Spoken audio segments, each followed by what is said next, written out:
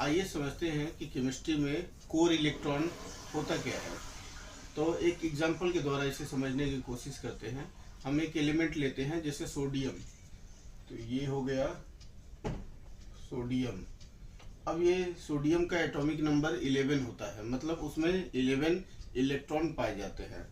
तो सोडियम का atomic number हो गया 11, तो 11 इलेक्ट्रॉन हो गया। तो इसके पहले वाले सेल में कितना इलेक्ट्रॉन होगा? नियम के हिसाब से 2 इलेक्ट्रॉन होगा। उस सेल का नाम है के, पहले वाले सेल को।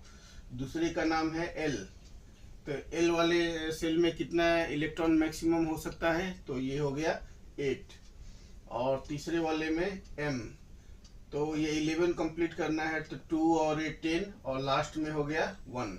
तो ये जो लास्ट वाला ऑर्बिट है उसमें जो इलेक्ट्रॉन होता है उसको बोलते हैं वैलेंस इलेक्ट्रॉन। ये होता है वैलेंस इलेक्ट्रॉन।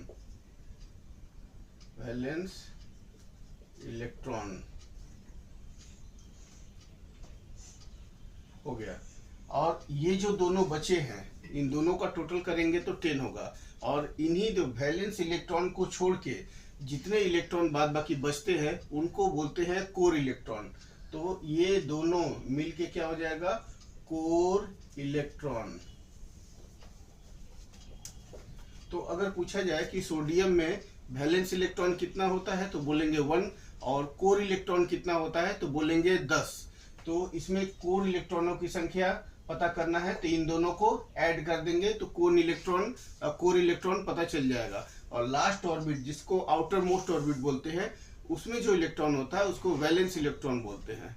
आशा है कि समझ में आ गया हो गया। Thank you for watching my video. फिर मिलते हैं कल एक नए टॉपिक के साथ।